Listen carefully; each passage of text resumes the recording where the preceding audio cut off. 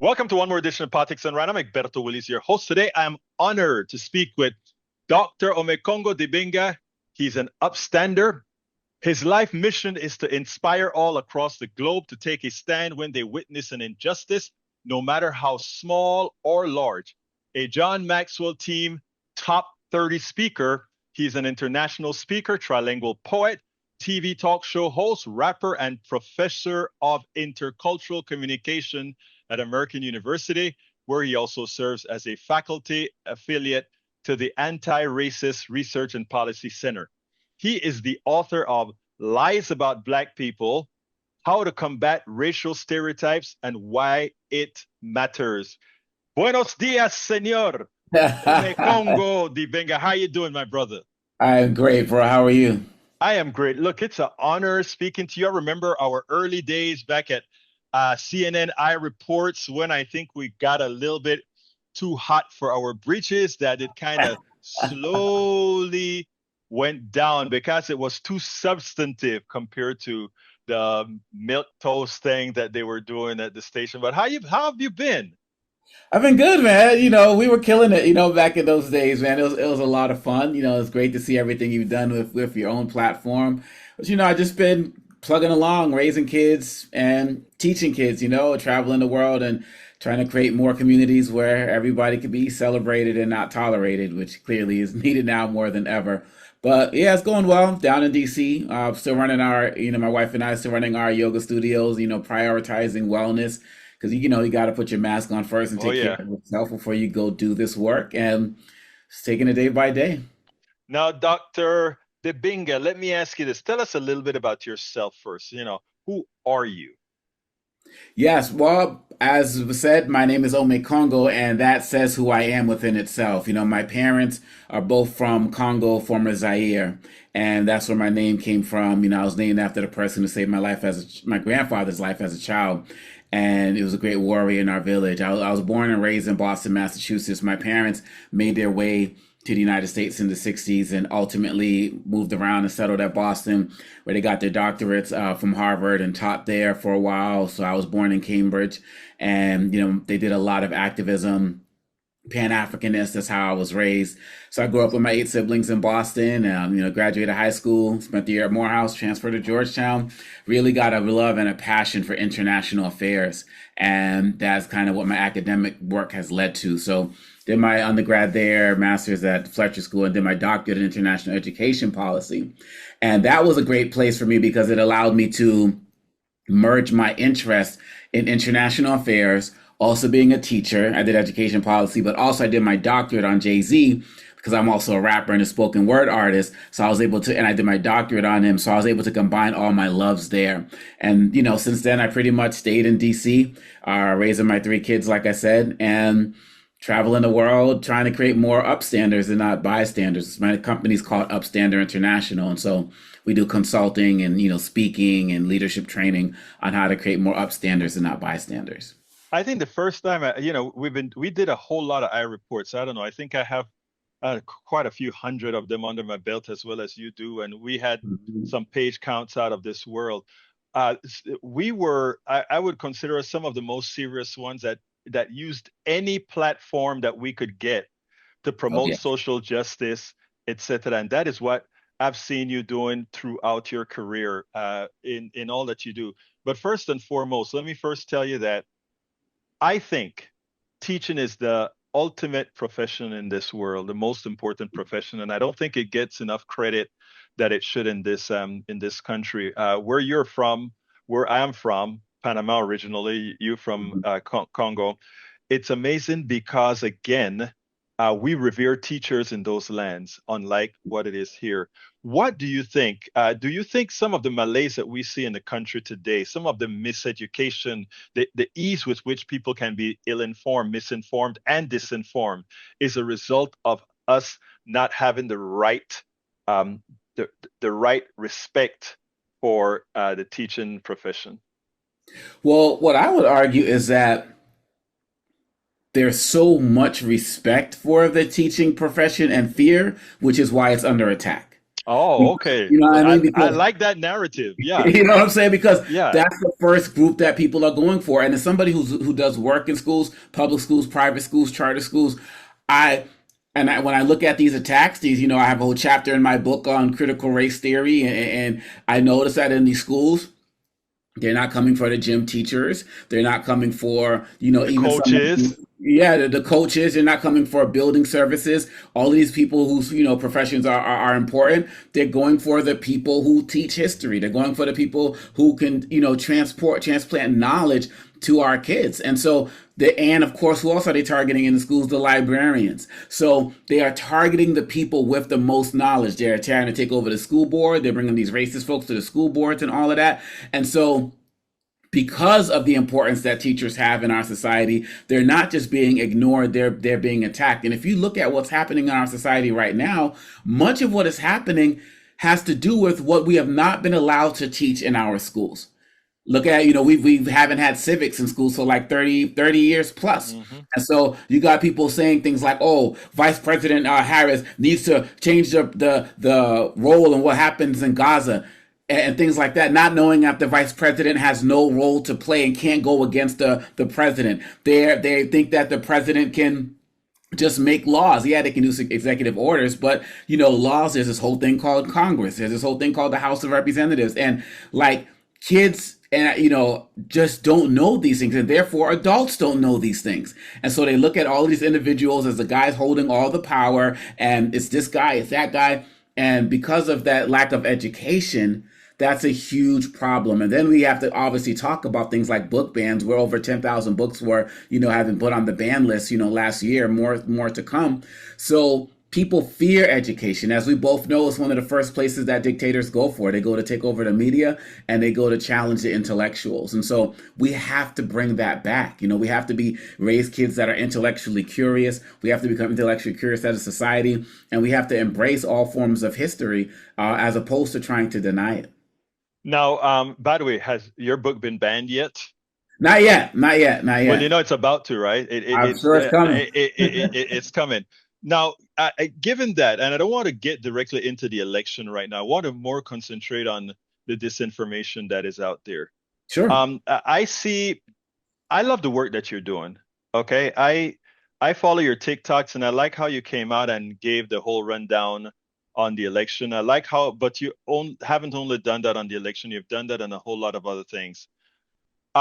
TikTok is a platform that they're trying to take away. What do you think about it as a teaching tool? Well, I'm a little bit nervous about all of these social media platforms because, one of the things we have to be mindful of is that, we use them and they're important, but they're also not controlled by, when you look at something like Twitter, not controlled by somebody who's from the United States. I believe he's a citizen now. But then you look at TikTok, it's the same thing. And, one of the things we have to be mindful of, and look, the US platforms are not any better, Facebook and so on and so forth, but we have to be mindful of who controls the information. And why am I seeing things like Joe Rogan on my Twitter feed and I don't follow him in any way, shape, or form? And I do believe that, TikTok has the ability to make sure that certain things they don't want to see, are suppressed on many ways. Sometimes I look at some of these videos, and I'm like, how is like this going viral, but this isn't? Not even just from me. Like, I haven't had any viral TikTok videos, but I'm saying like even some people who have viral TikTok videos, you go and look at some of their other stuff, which might be more profound, and they're going like nowhere, right? So I'm like, how does that really work? But I do think at the end of the day, it is important for us, like people like you and me, to be on TikTok, because since a lot of our kids, or not a lot of our kids, a lot of people are getting their news from social media, it's important that we are getting into those feeds. People who have real information, real knowledge, can fact check things, can provide differing opinions, and I'm seeing people engage with you, and I'm seeing engagement with me as well from people who might be going to other places. So I believe that wherever there's an information platform, we have to have a presence there. And so my opinion on like TikTok is not like the same as like the US government, because, competition from China and all of the other type of stuff, I think that that's real for them. But as it relates to spreading proper information, we have to jump into these spaces and be engaged. And that's what I'm doing. Well, and you're doing a great job at it. Let's talk a little bit about the election. Um, what went wrong that allowed a misogynist, a thief, a thug, a person who lied about a university he never created, a rapist, and you can go on and on with probably 20 different things that he did wrong. How can people who have professed to be law and order folks, who profess to be moral, the moral part, like to call themselves the moral party, how could we possibly, as a country, have elected a Donald Trump again? Well, as I said across all of my platforms, TikTok and YouTube and all of these places, America, Americud. That's it in short. The fact of the matter is, Donald Trump ran a campaign that only a white man could run. He ran on the parents of racism and misogyny.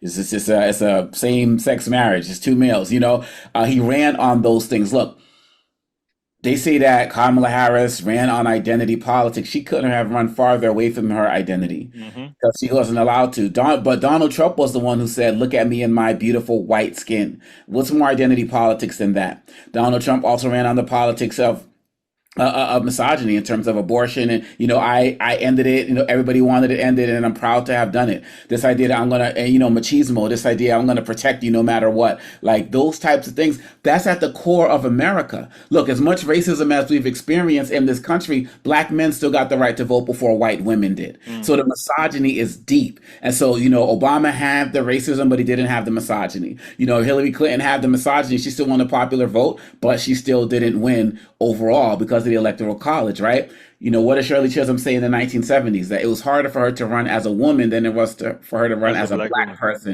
And Yeah. that was in the 70s. So, look, an Asian person couldn't get up there and say, "Look at my beautiful skin," right? No. Black, Vivek couldn't do that, so Trump ran on that. A woman couldn't get up there and be like, "Oh, I love men. I'm going to protect them no matter what." Only a man can do that, right? And so he put those together. And he created a campaign of addition versus subtraction, versus subtraction from our coalition. And then the fact of the matter is, we got to be real about this, Egberto, is that this country was not ready to elect a black woman. A Hmm. lot of people who said that they were going to be down on her, these Republicans and the like, they lied.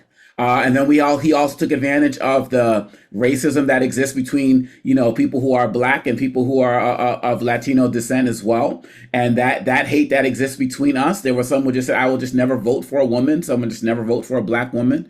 And so he took advantage of, he didn't have a multi-months head start on Kamala Harris. He had a 248-year head start I on love Vice that. Yeah. President Harris. And if you go back to 1619, even longer than that. And he played on all of that. And that's how we got to where we are today. It is sad because I know even with Obama, I wrote an article at the Daily Kos a few years back after Hillary Clinton lost, and I pointed out that it is interesting that not even that I pointed out that just what you said, that misogyny and sexism, I don't like to do the comparison, but many a times it overpowers racism. Yeah. And I think once again, we see it, and then people want to make this election as if it is something that Kamala did. And I wrote an article on my Substack recently that said, this isn't about Kamala Harris at all. This is Mhm. about America, and we have to wake up to this altogether. Now, do you think this is going to put a pause on any party trying to get a woman elected? I fear that, and that is the problem. I feel like, she should run again.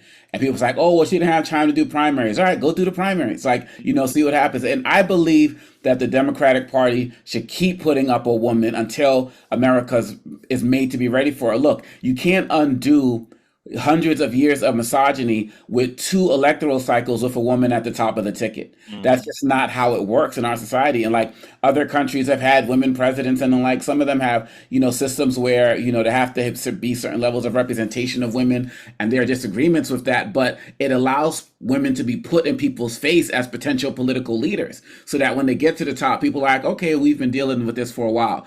But I do believe that in this next cycle for the Democrats, there's not going to be a woman at the top of the ticket. But let's add another part to this. Like, what does it mean for our society where somebody who has such a beautiful background as Vice President Harris and somebody who is white, like Hillary Clinton, both have to pick white males as their running mate? And let's add Barack Obama to that. You know, both Hillary and Harris went with two white men named Tim. You know what I'm saying? And it's just like, yeah. That idea that you have to do this to appeal to this group, and it couldn't be a gay man, you know, couldn't be Pete Buttigieg, you know, couldn't be the, you know, Jewish guy, couldn't be Josh Shapiro because she would have been looked at as, you know, too Jewish. Let me tell you, Omekongo, you are one of the few that actually realized that. That the reason Shapiro couldn't have, even though Shapiro is the best guy.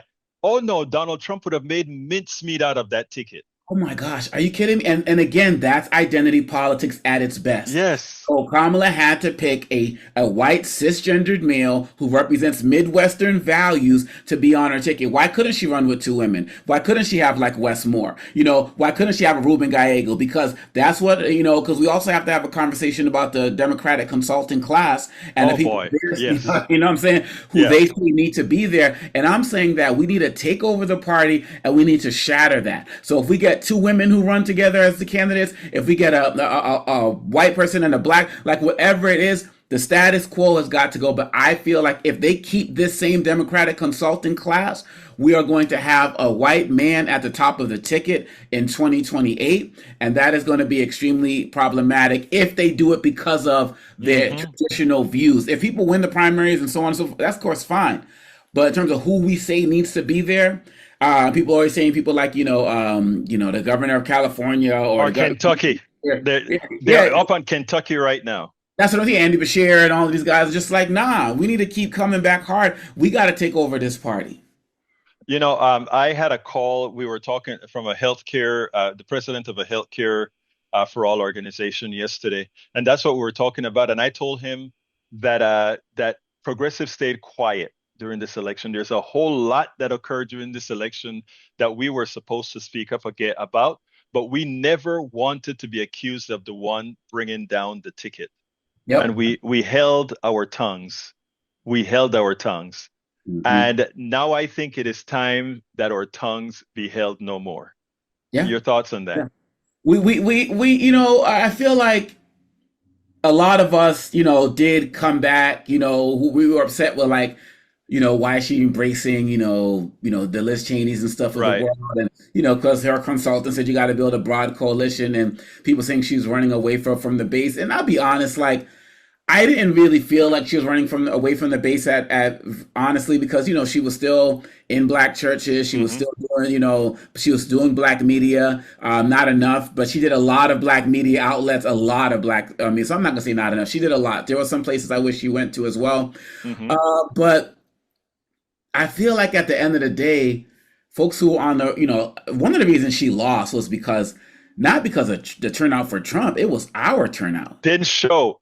But let me tell you something about that, because I've researched some of that, and a lot of our no shows was the targeted marketing done by the Trump to different demographics, telling Palestinians she's anti-Palestinians, telling Jews she's anti-Jew, and some people who would never vote for Donald Trump, they didn't vote for Donald Trump, but they didn't vote at all.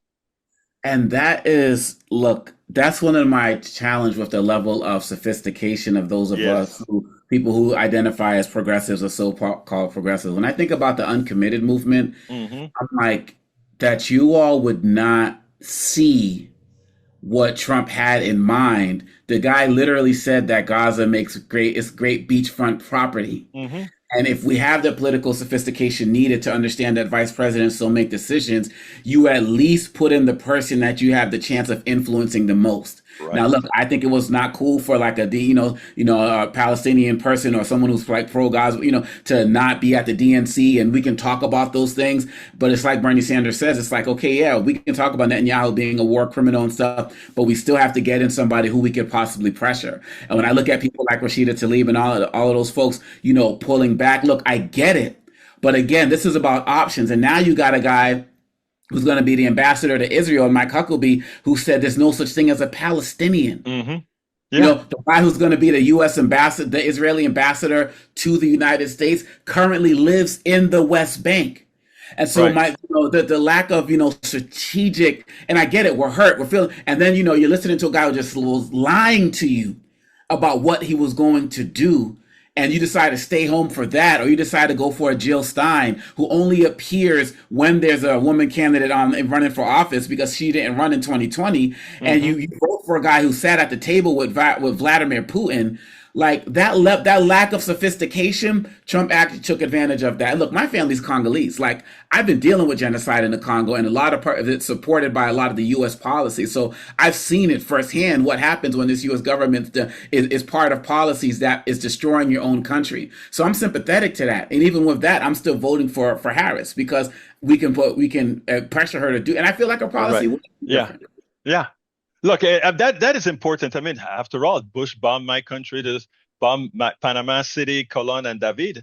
Killed 10,000 Panamanians. They don't claim it, but killed 10,000 Panamanians. I still understand you have to separate country policy and person running. I spoke to Mark Thompson. I Yeah. interviewed him at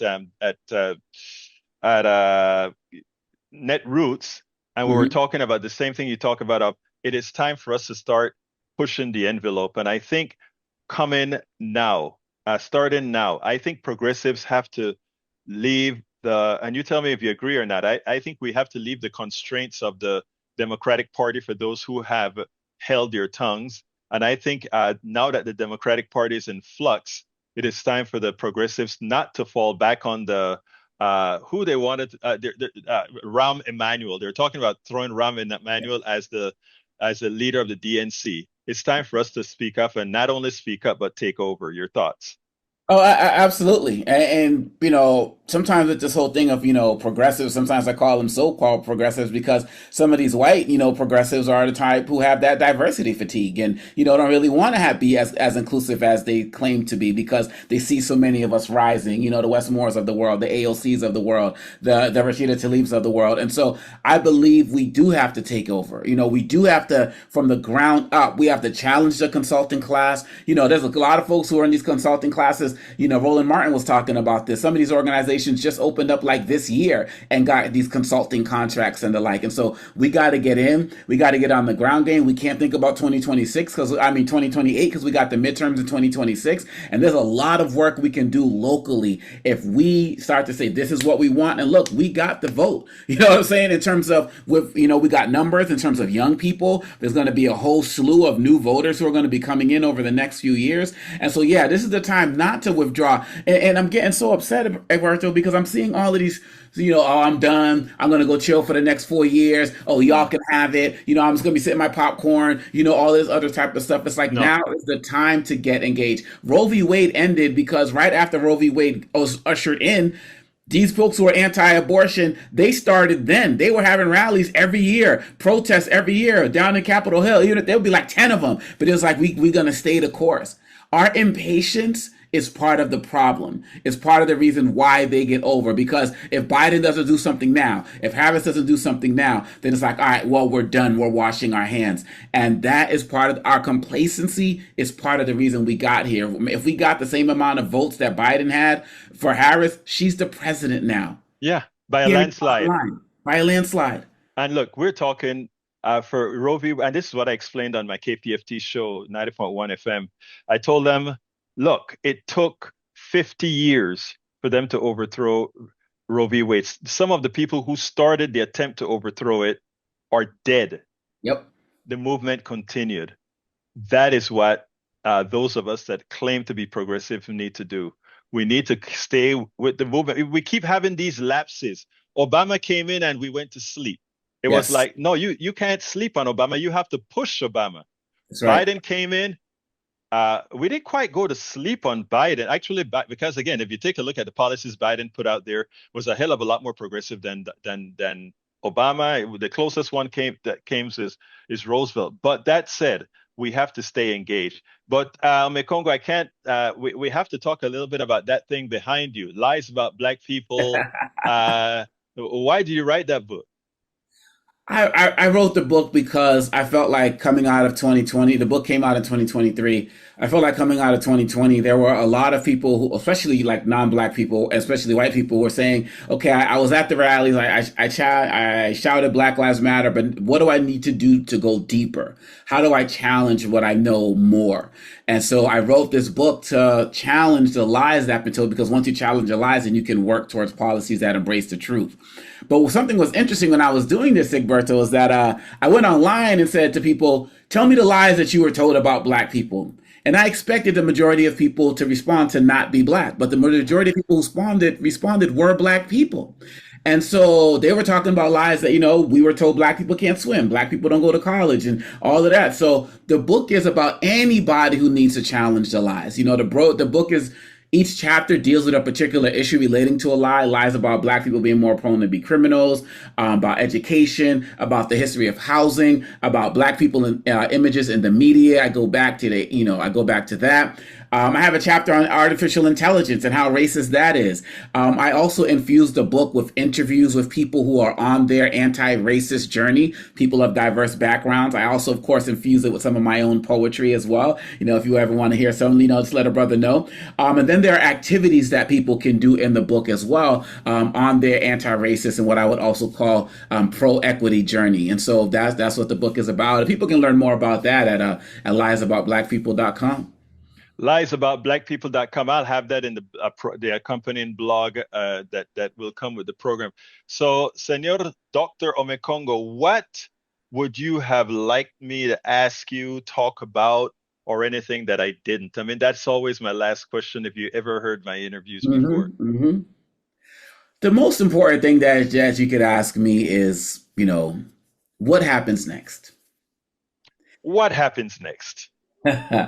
What happens next is, number one, we take a deep breath and retreat into taking care of ourselves.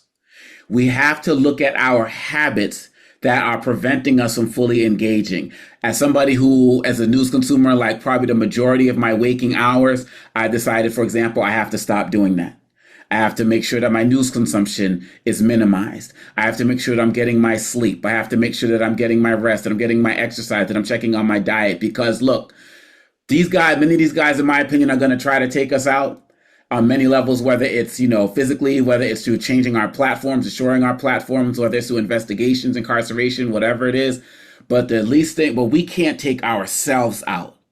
And so the more we take care of ourselves, the better we are going to be engaged in this fight. When Dr. King was assassinated, he was 39 years old, but he had the heart of a 60-year-old when they did the autopsy because of the stress of the movement. So we have to take care of ourselves. What next is we have to reengage in our communities. A lot of people who are mad at what happened can't tell you who their city councilor is, can't tell you who their state representatives are, can't tell you anything beyond possibly who their senator is. And so we have to reengage that way. The fight has not stopped. We had a night to be mad, but we have to stay engaged. If not, look, I'm not convinced. I am convinced that Trump is going to try to stay in office for a third term. I do believe that. And he's got the cronies to help usher that in. He even said that when he went and talked to folks at the House. Mm-hmm. And he's not joking. People have to realize when you study history, he is not joking. And so before you know it, it's going to be like, oh, shoot, what happened? And so at the end of the day, they say those are those people who make things happen, those people who watch things happen, and those people wake up and say, what just happened? Which one are you going to be? Dr. Omekongo Dibinga, thank you so kindly for having been on Politics Done Right. Folks, you can find, wait a minute, isn't your website also omekongo.com as well? Omekongo.com, upstanderinternational.com, they lead to the same places, and liesaboutblackpeople.com is a subset on that website as well. But people can also subscribe to youtube.com/Omekongo and all the social media platforms, just my first name, @Omekongo. Well, all of that will be in the lead as well as in the blog that corresponds to this interview. Thank you so kindly for having been on Politics Done Right. Thank you. We spend a lot of time deconstructing the news, trying to parse it into a form that everybody can understand. We try to find those little nitpicks where it flies above the fray, etc. If you really like these videos that we do, I want to ask a big favor. Please go ahead. Number one, subscribe to our channel, and number two, please join if you can. Thank you so kindly for watching. Keep watching. Please remember to share. We must populate the entire internet with our progressive message, a message that we know is what most Americans say that they want. So help us, please join.